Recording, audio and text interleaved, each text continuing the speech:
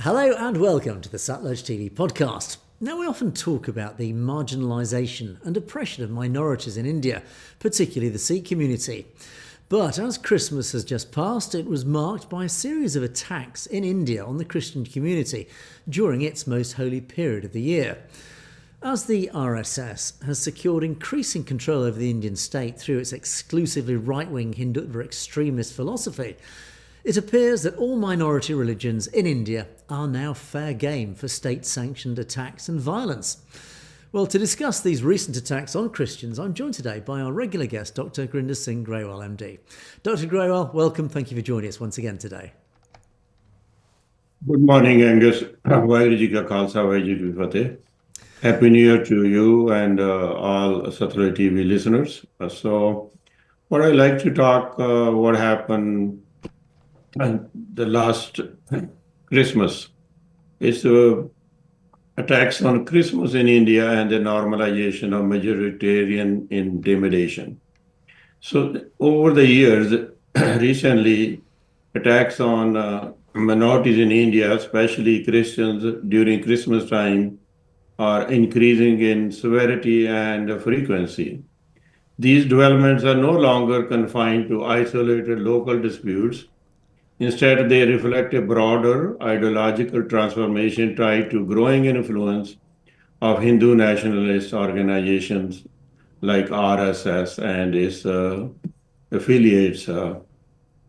Western media has covered it very well. Let's start with The Guardian, which is a well-known paper in the whole world. Guardian reported multiple instances in which Christian carol groups were attacked, churches were threatened, and Christian worshippers were harassed during December celebration. The Guardian reported these events into broader pattern of majoritarian mobilization that has coincided with the political rise of BJP in India, whose ideological roots are closely linked to the RSS. So not only they are linked, BJP is a political wing of RSS. This started when RSS was banned for a year and a half or two when they killed Gandhi. So another well-known newspaper, the Telegraph London, published details accounts under the headline, Hindu extremists try to shut down Christmas in India.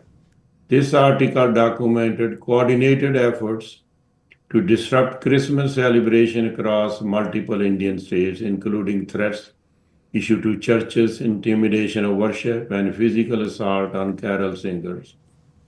The Telegraph emphasized that many of these actions were carried out by individuals or groups aligned with Hindutva ideology, noted that limited legal consequences faced by the perpetrators.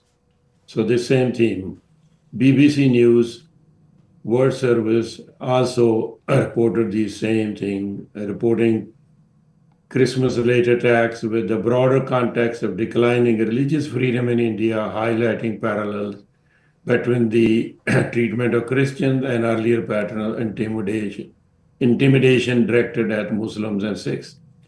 This comparative framing suggests the issue is structural rather than episodic.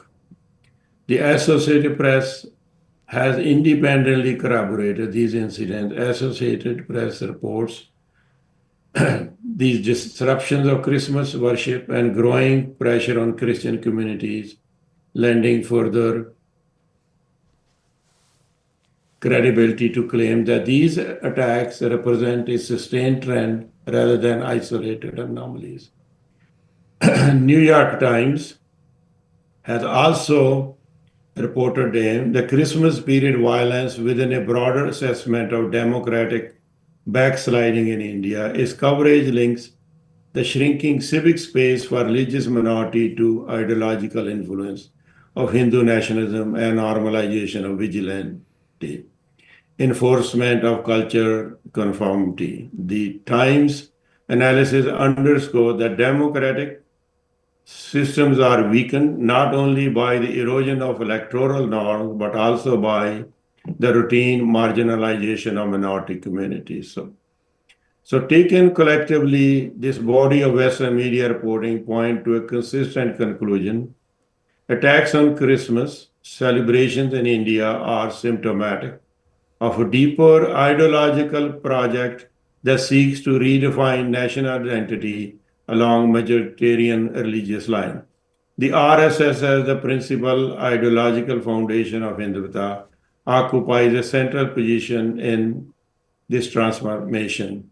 While not all acts of violence can be directly attributed to formal organization directives, the ideological environment fostered by RSS aligned narrative has enabled such action to proliferate with a relative impunity. The international observers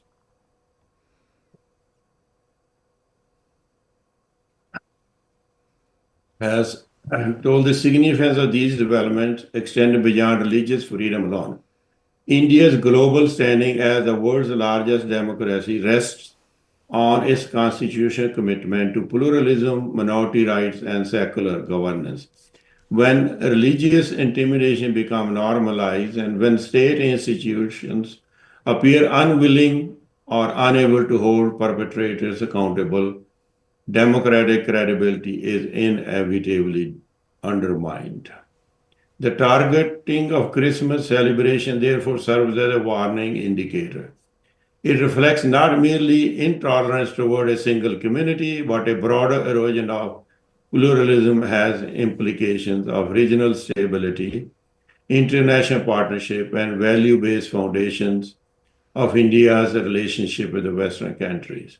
So some of the events are documented even in Indian media. On December 21st, Palakkad, Kerala, carol singing children were attacked and one or two persons were arrested. So the Christianity in Kerala came before Rome became Christian. 52 AD, Thomas, one of the apostles, one of the 12 apostles, came to India by sea and established his church. He was there for about 20 years before he was murdered in Madras or Chennai. So the Christianity is very old in Kerala and they have been living peacefully, but they are under increasing threat from Hindutva people. This is getting worse every Christmas year. So they became Christian in 52 AD and the Rome had Christianity in 4th century. You can see how old this institution is there. December 24, 25, Raipur, Chhattisgarh, a mall decoration was vandalized by right-wing mob Hindutva activities. It's reported in Indian press. One of the lady who was sitting there was attacked, turned out to be a blind lady, and they didn't even spare her. Mid-December, Nalabari, Assam, VHP, which is Vishwa Hindu Parishad, Bajrang Dal, vandalism of Christian decorations.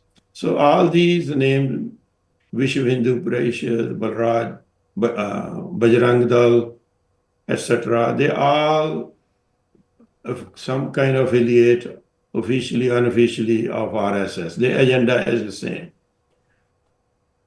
Throughout Christian season, harassment, violence across multiple states by Hindutva people happen. Political responsibility.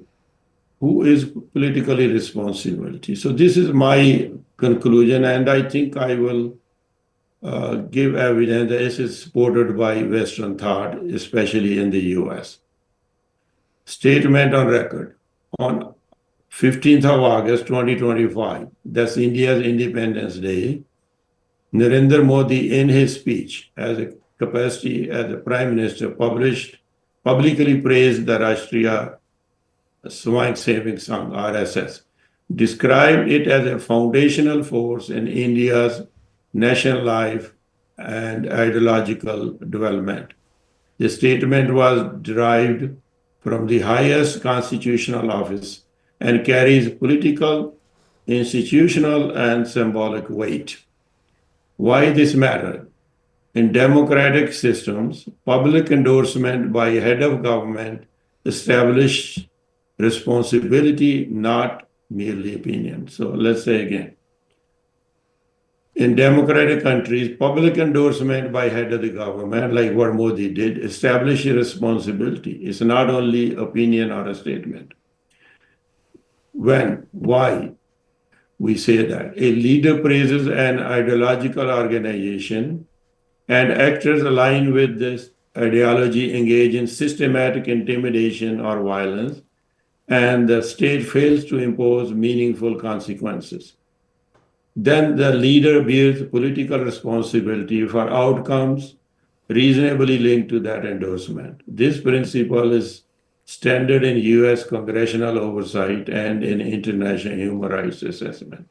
So based on this fact, based on the press reports inside and outside India, and the publicly recorded speech of Mr. Modi, we can hold him responsible for all that what happened during Christmas.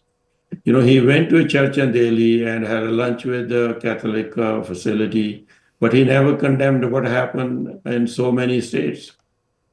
Why should this matter to US and other Western countries? Religious freedom is a core US foreign policy principle. Democratic erosion is incremental, marked by normalizing intimidation. Silence signals tolerance.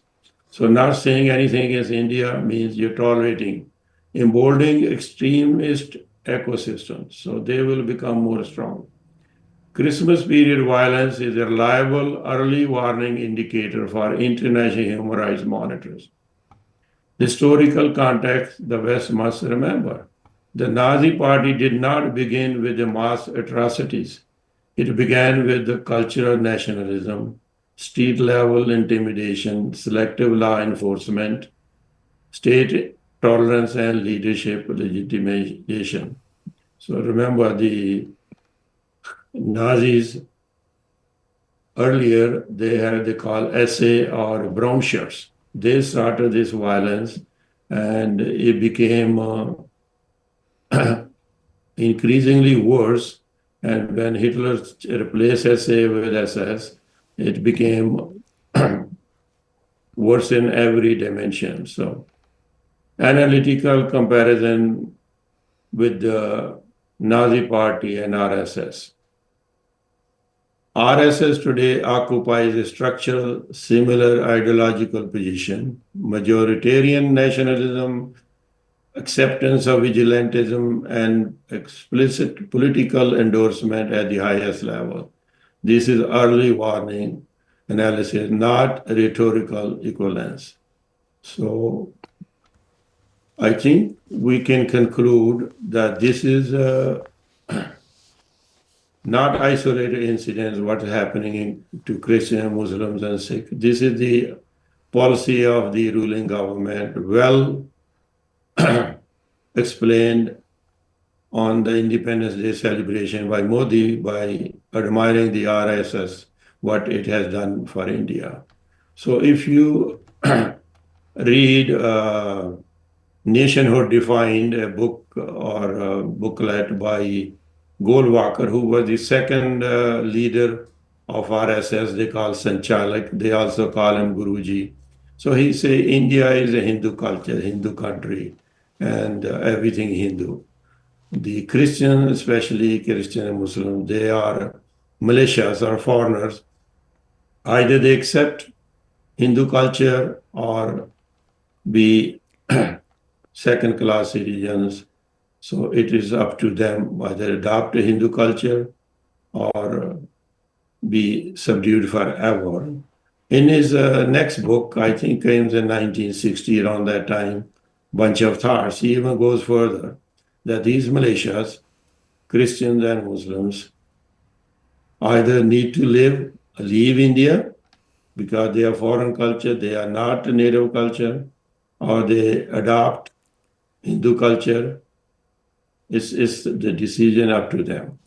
So this is now become routine in political environment in India, and the foreign government, especially the West, must take a notice. So this is going to deteriorate into what happened in Germany and many other states.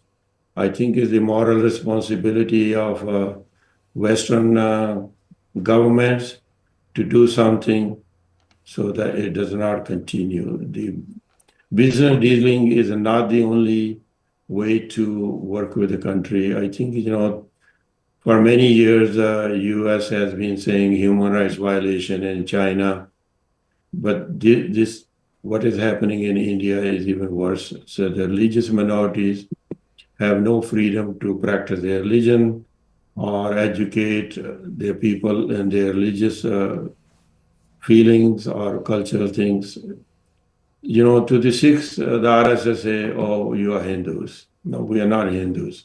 So when they isolate Muslims and Christians, they say they are foreign culture, everybody else is Indian. But then that's even worse. They want to annihilate Sikhs into Hinduism. I think we need to fight together and make sure it is not continue to flourish. Thank you, Dr. Grewal. That was an interesting presentation. I have to ask you, it's very clear that Narendra Modi is a child of the RSS. His links are indisputable. And of course, his government came into power in 2014.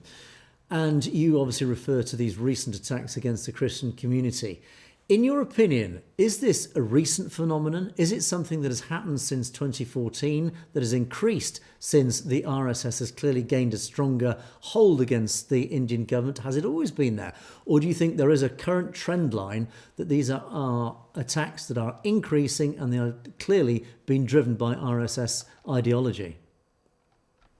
I think the attacks are increasing. We saw what happened in Manipur and other states. Now, very bold attacks, Christmas time, openly attacking churches, and they go sing the Hindu religious song they call Hanuman Chalisa, and insulting people. Paradox is that in Western countries, the same RSS subsidiaries has different names like Hindu American Foundation. They want to celebrate Diwali in Washington and other government places. So look how their behavior is. Inside the country, they're part of RSS. Everybody should become Hindus. Outside, they are saying, well, we're very tolerant. Everybody should celebrate our culture, our holidays. So this is the standard how they operate. Okay, Dr. Grewal. Then I think the logical conclusion that we often draw from these situations is we have to take a step closer towards Khalistan. In your mind, with this increasing oppression, it's not just of the Sikh community, it's not just of the Islamic community, it is also the Christian community, plus any other religious minority, whether they are Jains or whatever. In your mind then, do you think Khalistan offers a potential sanctuary for these religious minorities of India? And therefore, do you think these minorities should get behind and become aligned with the whole Khalistan movement? Yes, I think the Khalistan offers a real solution, even though, we are not imagining the whole India becoming Khalistan. But Khalistan will be based on a Sikhi principle. That is, we will not tolerate tyranny. And I think when there's a strong Sikh state or Sikhi state in Punjab and the neighboring area, whatever can be included, so that will be very strong political and military-wise. And I think then that message will go to India that you cannot intimidate other minorities while you are our neighbors. And it will also give incentives for other minorities to stand up and stand up and follow the Sikh principle laid out by Sikh gurus, that tolerance and tyranny is also your problem. You have to fight. We can only end this if we don't tolerate. The Sikhs will not tolerate tyranny and we will fight. And I think this message goes to other minorities in India. They have to stand up and start defending themselves. The prayer itself is a good idea, but prayer without action does not lead to results. The prayer should follow with the action. A very clear message, Dr. Grewal, but there, unfortunately, we must leave it. But we will be talking again with Dr. Grewal soon to continue our discussion. Dr. Grewal, as always, it's been an absolute pleasure. Thanks so much for joining us. Thank you, Angus. Thank you. And thank you for watching the Satluj TV podcast. We will see you next time.